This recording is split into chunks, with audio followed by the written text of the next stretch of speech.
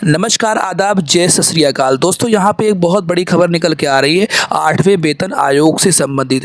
क्या है खबर? पूरी खबर देखने के लिए यहाँ पे वीडियो को एक बार लाइक कर दीजिएगा और चैनल पे नए हैं तो चैनल को सब्सक्राइब जरूर कर लीजिएगा। आइए देखते हैं क्या खबर निकल के आ रही है। भाई, 8वें वेतन आयोग से संबंधित ये खबर निकल के आ रही है कि महंगाई भत्ते पर बड़ी खबर ये है कि 60 से 61% नहीं, जीरो होने से पहले 50% डीए ही होगा मर्ज।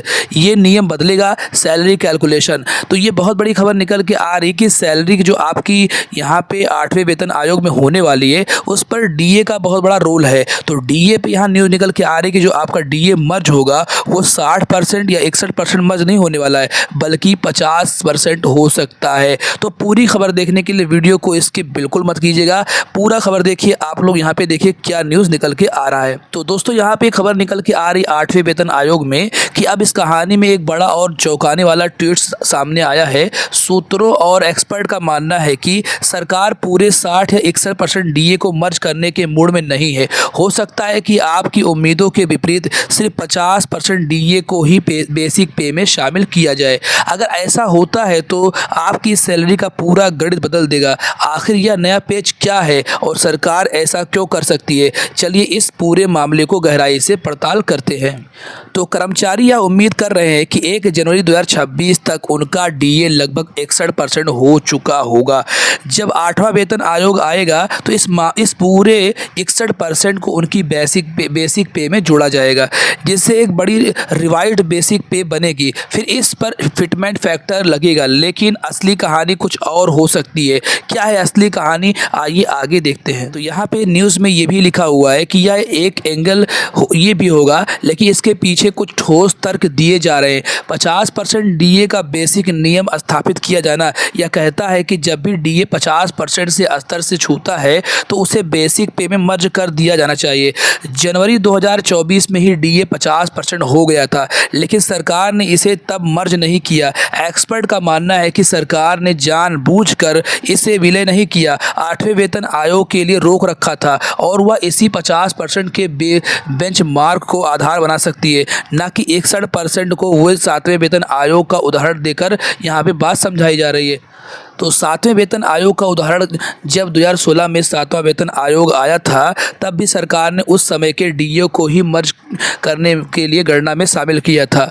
इससे सरकार को विपरीत तरीके से कोई यहाँ पे नुकसान नहीं हुआ, वित्तीय बोझ पर कोई भी फर्क नहीं पड़ा।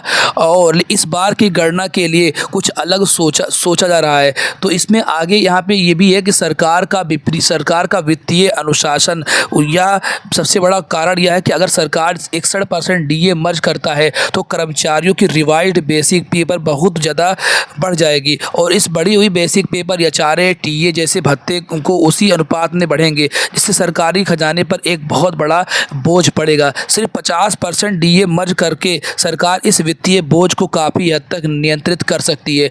तो कुल मिला के मामला यही समझ में आ रहा है कि सरकार जो है डीए पर यहाँ पे काम करने वाली है। जो डीए है वो आपका जितना भी हो, सरकार चाहती है कि मैं डीए 50% ही मर्ज करूं। तो सरकार ने एक तरीके से यहाँ पे एक दिमाग लगाया कि 2024 में जब डीए 50% हो गया था तो सरकार ने उसे मर्ज नहीं किया और 2026 में सरकार अब डीए 50% ही मर्ज करना चाहती है। तो सरकारी कर्मचारियों के लिए एक बहुत बड़ा यहाँ पे कह सकते हैं कि बैड न्यूज़ है कि अगर सरकार ये 50% ही डीए मर्ज करती है तो सरकारी कर्मचारियों की तनख्वाह में जाहिर सी बात है कि कमी आएगी।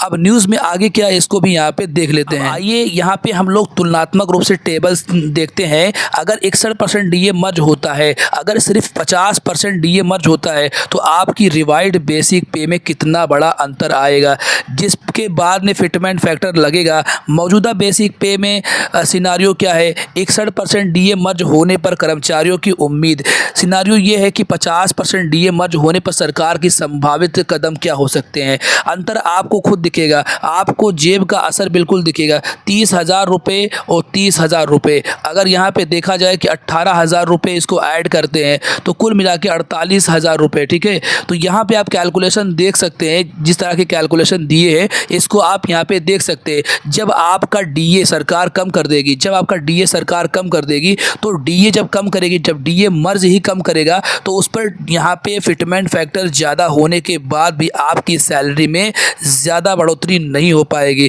तो यहाँ पे बेसिक पे में डीए का बहुत बड़ा रोल होता है। जब तक आपका डीए यहाँ पे अच्छा नहीं होगा तब तक आपका फिटमेंट फैक्टर से ज़्यादा सैलरी बढ़ने की उम्मीद कम होती है। तो इस कहानी में एक महत्वपूर्ण एंगल ये है कि बेसिक पे जो होगा वो बदलेगा, और बेसिक पे जब बदलेगा तो उससे आपकी पूरी सैलरी पे सीधे तौर पे असर पड़ेगा। तो सैलरी के ऊपर जब असर पड़ेगा तो इससे आपकी जो सैलरी इंक्रीमेंट होगी वो बहुत कम होगा। तो यहाँ पे इस पूरे न्यूज़ में यही दिखाया गया है। इस न्यूज़ में पूरी तरीके से ये बताने की कोशिश किया गया है कि सरकार का ये जो मनसा है कि हमें डीए को 50% ही मर्ज करना है, चाहे वो 58 हो, चाहे वो 60 हो, चाहे 61% डी हो। सरकार जो 1 जनवरी 2026 से 8वां वेतन आयोग लागू करने की कोशिश कर रही है उसमें सरकार 50% डीए ही मर्ज कर सकती है। और अगर 50% डीए मर्ज करेगी तो इस तरह से सरकारी कर्मचारियों का बेसिक पे पे सीधे तौर पे असर पड़ेगा, और जब बेसिक पे पर असर पड़ेगा तो उनके पूरे सैलरी पर भी असर पड़ेगा, चाहे वहाँ पे फिटमेंट फैक्टर थोड़ा सा ज़्यादा ही क्यों ना हो। क्योंकि जब बेसिक पे आधार है, सैलरी के बेसिक पे में डीए का आधार है, तो इस तरह से सैलरी में असर पड़ेगा। तो आई होप यहाँ पे आप सभी लोगों को ये न्यूज़ अच्छी लगी होगी। और वैसे तो न्यूज़ हमारे सरकारी कर्मचारियों के लिए अच्छी नहीं है, लेकिन इन्फॉर्मेशन अच्छी लगी होगी। तो इस वीडियो को लाइक ज़रूर कर दीजिएगा। अगर आप चैनल पे नए हैं तो चैनल को सब्सक्राइब ज़रूर कर लीजिएगा।